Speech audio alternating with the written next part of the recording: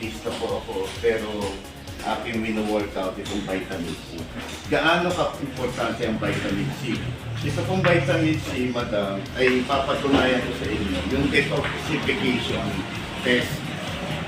Kung ito po ay betadine, alam naman natin ang betadine ay acidic po ito na panggamot ng mga sugat. Opo. Ito pong tubig ay sumisimbolo ng ating katawan. Nung bata pa tayo, malinis pa yung ating system ng ating katawan, na kapag habang lumalaki tayo ay nagkakaroon ng mga tinatawag na toxin na pumapasok sa ating katawan. Ito ang simbolo ng toxin. Toxin po. Saan po lang po ay toxin? Sa mga hangin, sa ating nilalanghap, sa mga kolesterol, mamantikang pagkain. Yun, sabi nga nila, nag-luto kayo mga laman loob. Yun, doon nakukuha yung mga acid eh. Acid mga toxin. And then, sa panahon toxin, nag-puyat ka. Doon din nakukuha rin sa puyat. Stress. Puyat, stress, and then sabi nga nila, nag-diarrhea ka sa bakso. Karamihan doon ay mga mamantikang pagkain. Ibig sabihin sa mga mamantikang pagkain, ayan, pwede po makayaw ng kutsara. Ayan. Sa mga mamantikang pagkain, nakukuha natin ang mga toxin. Okay? Pati sa pag-inom ng soft drinks dito. Pag-inom ng soft drinks, and then sa pag-inom din ng alak. Mga ganun. So ngayon, itong katawan natin, ilang taon na po kayo, madam? 48. Palagay natin yung katawan mo mula nung siya. 48. Yan. 48, isa kayo sa atin sa 48, yung katawan niyo po ay ganito. Puno-puno na lang po. Okay? Ngayon, ang mabuti na lang, may good news po ang New Lifestyle Company na meron silang produkto na nakapagpapaalis ng toxin. Kasi ang problema lang naman ng mga tao kaya nagkakasakit, dahil puno-puno na ng toxin ang ating katawan.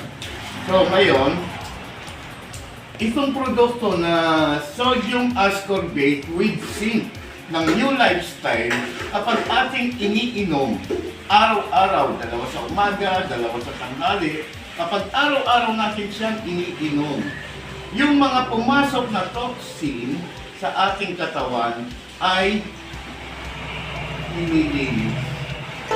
Grabe. Power ang ating katawan. Sobrang linis Nililinis na. niya yung mga toxin na pumapasok sa ating katawan. Yung mga cholesterol. Alam niyo po, kaya nagkakasakit ang mga tao kasi barado lang ang mga ugat. Nagkakasakit sa kidney kasi barado yung ugat papuntang kidney. Ito pong ating produkto ay nakakapagtanggal ng mga barado sa ugat at nagre-repair ng mga organ sa ating katawan, lalong-lalo na doon sa organ ng tinatawag na pancreas. Yung lapay, pinipenetrate po yan. Yun. Kasi yung kapag umiinom ka nito, inaayos niya yung endocrine system na naglalabas ng hormone, ng tamang hormones, yung tinatawag na insulin. Ayun po ang tulong nitong ating produkto. Okay po? So kung araw-araw kang umiinom ng vitamin C, sodium ascorbate with zinc, kahit na ikaw ay uminom ng soft drinks, kahit na ikaw ay kumain ng mamantikang pagkain o laman loob, ayan, hindi ka na tinatablan ng kahit ano. Grabe. Kasi mayroon ka ng protection. Kaya kayo nag-soft drinks, okay lang. Protection. Kaya okay lang, kahit uminom ng soft drinks, nag-provide kami sila. Pwede ka. Okay? So, ganun po ka-power ang ating produkto. Idinidemo ko sa inyo para ipamalita rin natin na ganyang kahusay ang ating produkto. Ito po ang tawag dito ay detoxification test. Tinetest natin kung gaano kahusay makapag-detox na ating katawan, ang ating vitamin C. Ngayon, tutungo mo naman tayo sa energy level test. Kung gaano ka-epektibo o kung gaano yung ating vitamin C ay makapagbigay ng energy. Subukan natin dito sa ilaw. Itong ilaw na to, dumadaloy sa dito sa kuryente. Wala siyang kuryente kasi hindi pa natin siniswitch. Yan. O, naka-on. Yan, siniswitch natin.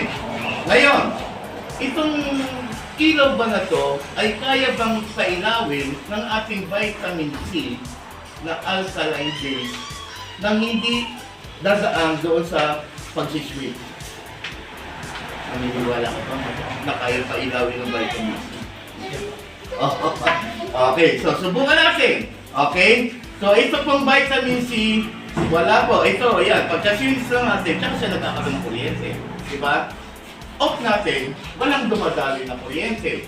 Ngayon, subukan natin kung ang vitamin C ay makakapagbigay ng kuryente kung gaano kabisa ang vitamin C na makapagbibigay ng energy. Mas maliwanag pa eh. Maliwanag. Ibig sabihin, yung alkaline ay nakapagbibigay ng energy. Wow, power. Yung mga battery, may mga alkaline yun, kaya nakakapagbibigay. Ganon din ang alkaline. Ngayon, ito naman, subukan natin kung ang ilaw, yan, meron pa rin, di ba? Yan, wala na, kasi wala nang alkaline. Yan. Kung ang ilaw ay nabibigyan ng energy ng ating sodium ascorbate, ano kaya kung itong electric? Ayun, matindi. Kaya ba, madam? Baka mamaya pagka nakita mo umandar yung electric pan, gamitin mo na sa aircon. Magtipid ka na sa kuryente. Ayun. Okay. Yung maandar yan, nakasaksak eh. Yan. Ito po ay nakasaksak sa kuryente. Kaya maandar. Kaya umandar. Kaya dilipat natin siya dito na aandar lang siya kapag siniswitch. Yan. Tignan natin. Yan. Okay, so Hindi. wala siyang dumadaling na kuryente, madam. Pero nakaswitch na po yung electric fan ha. Naka-ano na yan. Nakaswitch Dito yung po, electric. sasaksak natin. Sasaksak natin. Oh, kahit po nakaswitch yung electric fan, hindi Walang umandar. kuryente. Kasi hindi natin siya siniswitch. Mandar. Off natin, mamamatay. So, ibig sabihin, walang dumadaloy na kuryente dito sa electric fan. Sa tingin nyo, madam, kaya kayang pailawin at kaya kayang paandarin ang ating Ng tubig na may vitamin C. Oh. Ito ang nakakaamig. Okay? So, tignan natin kung kaya ng vitamin C na paandarin ang electric fan at paandarin ang ilaw ng sabay.